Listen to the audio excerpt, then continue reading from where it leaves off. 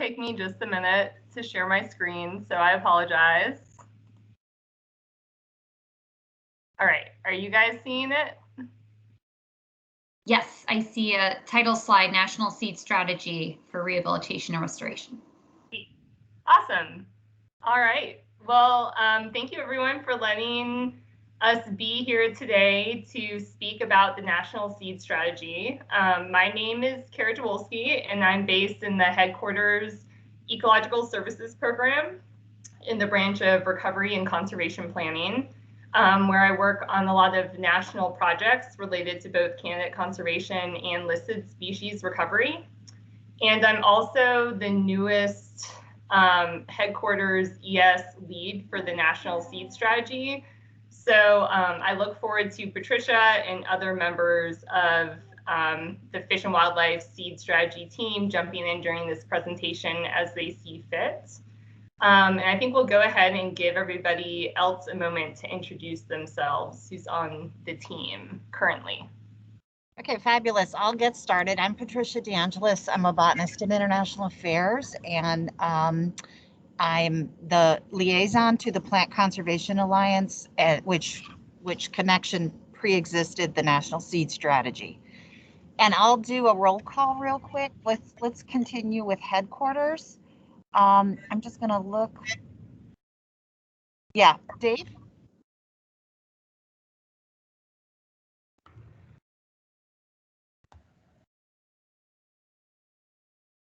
Hi, were you asking for me?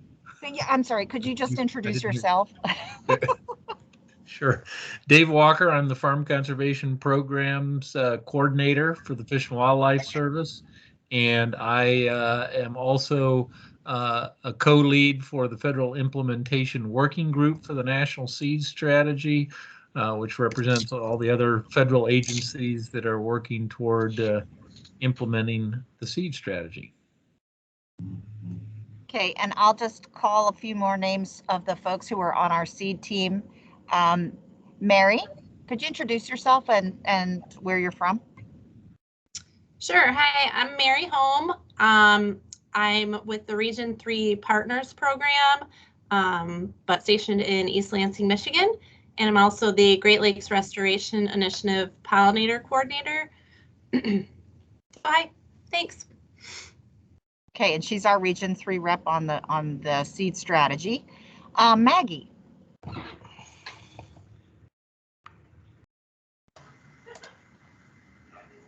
Hi, my name is Maggie Park. I'm Patricia's assistant at the Plant Conservation Alliance. Okay, Don. Hello, everyone. Don Wilhelm, the regional coordinator for our Partners for Fish and Wildlife program in the Southwest region, Legacy Region 2. Great, and I think that's it for our team. Let's give it 1 second to see if I've missed anyone in the list. Okay, I think we're ready to go. Thanks. Awesome. All right. Okay, so I guess given most of us here are natural resource professionals, I think many of us already understand the fundamental, how fundamental native plants are to resilient ecosystems. They literally serve as the life that sustains all other life, whether it be pollinators, fish, wildlife, and even humans. And they're especially important because they were able to evolve and adapt over time to thrive in their local ecological communities. And given our agency's specific mission to conserve, protect, and enhance fish, wildlife, plants, and the habitats that they depend on, it is critical that we prioritize native plant conservation and restoration, as you really can't have healthy wildlife populations without healthy native plant populations.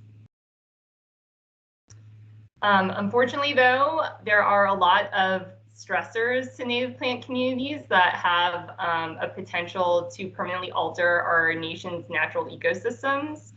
And the US has already lost millions of acres of native plant communities to invasive annual plants, as well as other stressors, such as altered wildlife regimes, habitat modification, land overuse, and climate change impacts.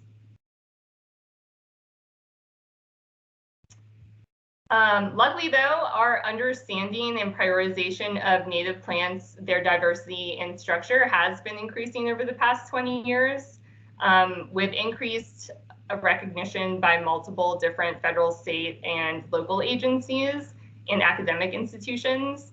And the National Seed Strategy, as you can see here, is just one of various documents and/or policies that have been developed calling for increased native plant restoration. And you can see some of the other ones listed here. So the National Seed Strategy itself was developed by the Plant Conservation Alliance, which is made up of 12 federal agencies and over 400 non-federal partners. And it was released in 2015. Are you guys seeing my screen, by the way? Because it just went blank for me. Yeah, I still see it. I see a slide. Okay. What is the National Seed Strategy? Mm-hmm. Awesome. Okay, good.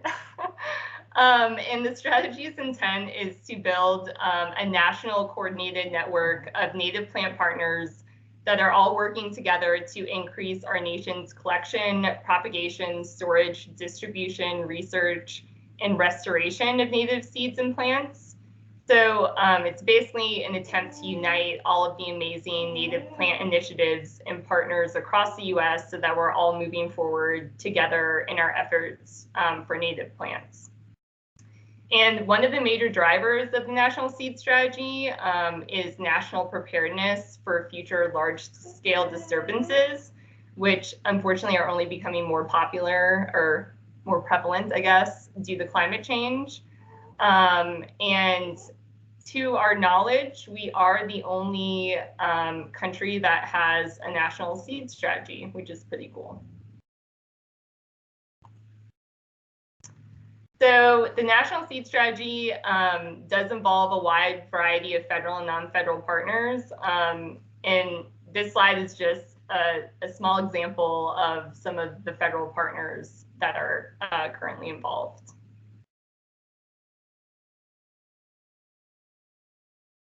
And the National Seed Strategy is important and relevant to so many current ecological and even socioeconomic issues because healthy, locally adapted native plant communities have the potential to build our nation's resilience to climate change and resulting natural disasters. And in addition, by restoring our native plant communities, we're also restoring ecosystem services to the surrounding human communities and wildlife populations that depend on them. And this concept isn't new. In fact, the root catalyst of National Seed Strategy development was critical shortage of native seed following the wildfires of 1999 and 2000. That actually prompted Congress to direct the BLM and the Forest Service to develop a long-term program to provide stable and economical supply of native seed for restoration and rehabilitation efforts on public lands. And through our National Seed Strategy implementation efforts, we have estimated that about 74% of the native plant species needed for restoration in the US currently are not available commercially, which means that the US will not be able to conduct appropriate restoration if and when catastrophic events occur in the future. Overall, though, one of the biggest benefits of having this National Seed Strategy is it facilitating and enhancing native seed partnerships across the nation because propagation, distribution, and restoration of native plants is a huge job that requires a lot of support and expertise from multiple entities. So I'm not going to dive into all aspects of the National Seed Strategy on this presentation. I'm hoping that this talk will inspire you to do so independently at some point. But as you can see from the vision and the mission statements of the strategy, it places a lot of emphasis on paying close attention to native plant genetics and using locally adaptive native seed for restoration. There's a lot of research and on-the-ground examples showing that just being the same species isn't enough. And because it doesn't mean that the seed has the local genetic adaptations needed to establish, germinate, persist, and support the other local organisms. And in addition, we also don't want our restoration efforts to undermine the naturally occurring genetic diversity patterns across our ecological landscapes. So the strategy itself is broken down into 4 main goals, each with a different focus. Goal 1 is really looking at fully identifying our federal and non-federal native seed needs related to planning, production, collection, storage, policies, availability, distribution, and procurement. Goal 2 is looking at identifying our research needs to ensure that genetically appropriate seeds are available for future restoration needs, especially given climate change's potential impact on plant distributions. And this really includes identifying key restoration species, climate-based provisional seed zones, genetic variation of seed, and new seed technologies and techniques. Goal 3 is looking to develop tools for managers to implement native plant restoration using the best available science on native plant ecology. And this includes developing training programs, seed source data and tools, seed delivery tools, and spatially explicit contingency strategies. And then goal 4 is really focused on communication and outreach needs, both within agencies and publicly. So really looking at development of communication strategies and also reports. And each goal has multiple objectives that also have multiple actions attached to those objectives. So we encourage you guys to dive deeper and take a look at the strategy yourselves. But the Fish and Wildlife Service is implementing 46 of the 51 total actions. So, why should our agency care about supporting the National Seed Strategy? As I mentioned before, our mission directly talks about conserving, protecting, and enhancing the habitats that our fish, wildlife, and plant populations depend on.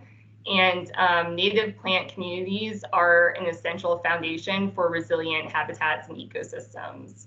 And this is largely because native plants provide a bunch of invaluable ecological services, such as substrate stabilization, wildfire breaks, invasive species control, water filtration and retention, wildlife and pollinator food and shelter, and also climate change resilience through ecological methods like carbon storage, air purification, temperature regulation, etc. As well, the National Seed Strategy supports a lot of our current DOI and executive branch initiatives. So Executive Order 14008, which is tackling the climate crisis at home and abroad, has identified many priorities related to ecosystem conservation and restoration. And the National Seed Strategy helps meet those objectives, from creating jobs in the restoration economy to developing tools for climate smart restoration. The 30 by 30 initiative is looking to restore 30% of the US lands and waters by 2030, which obviously has a direct connection to restoring native plant communities. The DOI invasive species strategic plan directly mentions within it promoting practices like those in the National Seed Strategy to restore ecosystems in order to enhance their resilience to disturbance, as well as resistance to future invasive species. And then we also have our national fish, wildlife, and plants climate adaptation strategy that was created with AFWA and us and NIMS, and technically it predates the National Seed Strategy, but it also talks about the need to conserve native plant genetic diversity and seed banking.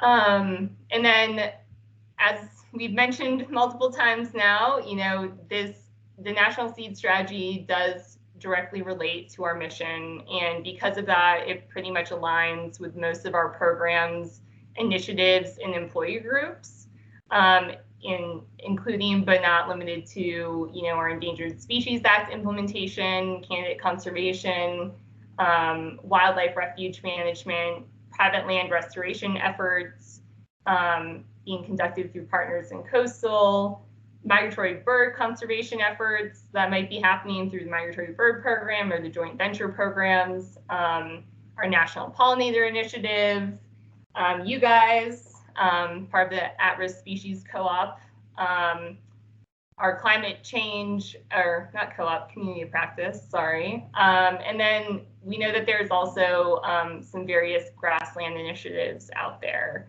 happening as well. And here's a couple examples, more direct examples of how the Fish and Wildlife Service has been implementing the National Seed Strategy. And while we don't technically have an official native seed policy like some of the other agencies like BLM and Forest Service, it is something that we hope to develop at some point in the near future.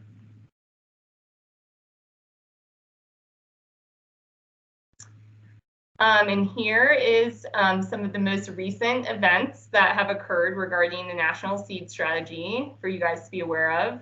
Last October, the National Academies of Sciences, Engineering, and Medicine produced an interim report of U.S. native seed needs and capacities, which really aligns with that goal number 1 of the National Seed Strategy. In August, we got our first National Seed Strategy progress report, which I highly recommend taking a look at, but I will be sharing some highlights from that soon. And then in September, there was a National Seed Strategy progress video that was unveiled at the IUCN World Conservation Congress, and we did provide a link, so highly encourage you to take a look at that video at some point in the future. And then upcoming, you know, early next year, we look forward to National Academies having that final report out, which is a full assessment of U.S. native seed needs and capacities. They're currently in the process of interviewing various individuals at all of the different agencies, including our agencies. So we're really looking forward to seeing what feedback they get from all those efforts. And so we did just want to share a couple quick highlights from the 2021 progress report. And the accomplishments are depicted in this figure occurred across the US between 2015 and 2020. And they're organized based on how they contributed to different parts of the native seed development process. And that process really includes collecting wild native seed, developing production protocols during field establishment, producing seed as an agro crop, developing stable procurement procedures, testing seed for quality, developing short and long-term storage solutions, applying genetically appropriate seed on the ground via restoration, and then also conducting research to support the entire cycle. And in its first 5 years, you know, it's had 380 partners that have reported progress towards the strategy's goals across 52 states in US territories. and implementing projects on more than 10 million acres.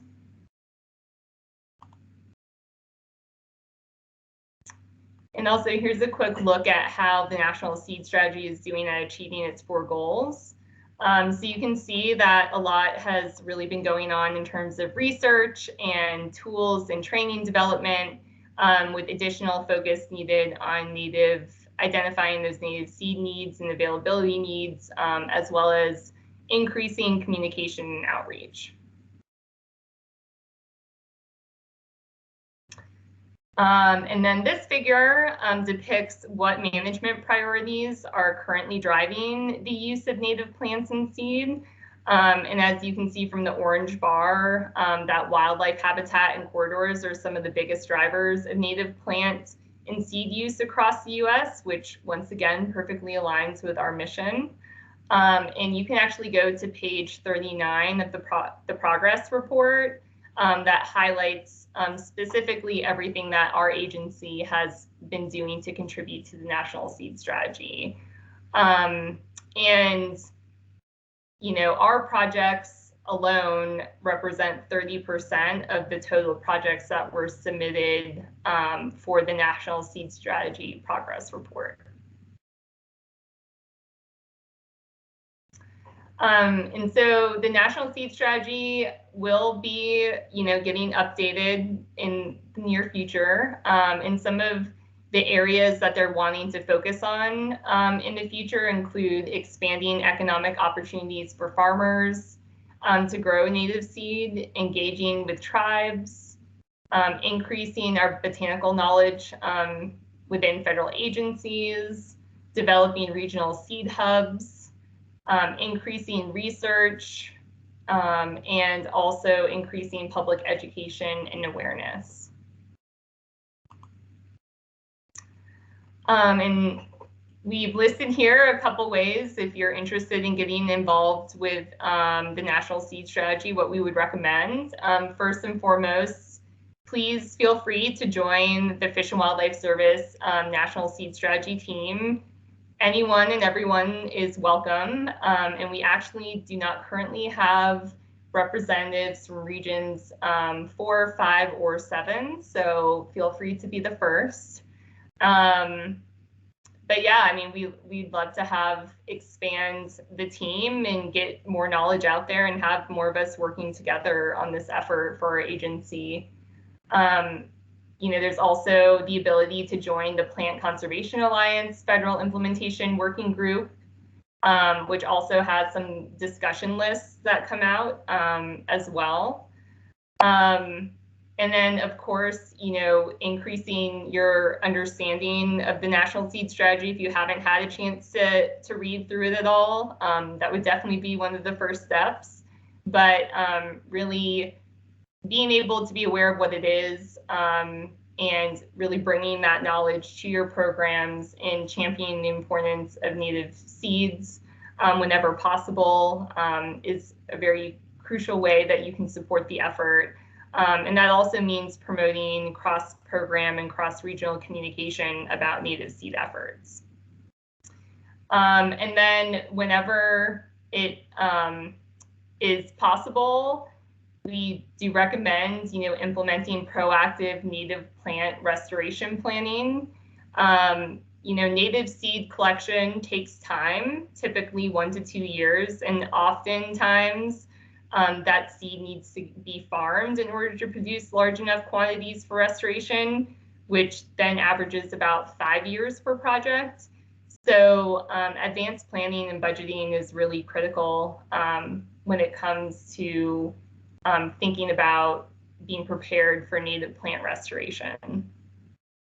And then there's also the opportunity to expand the Seeds of Success program within Fish and Wildlife Service. So the Seeds of Success program is a national native seed collection program that is led by the BLM in partnership with a lot of other federal agencies and non-federal organizations. And the first step to developing native seed development is seed collection. So the Seeds of Success mission is to collect wildland native seed for research development, germplasm conservation, and ecosystem restoration.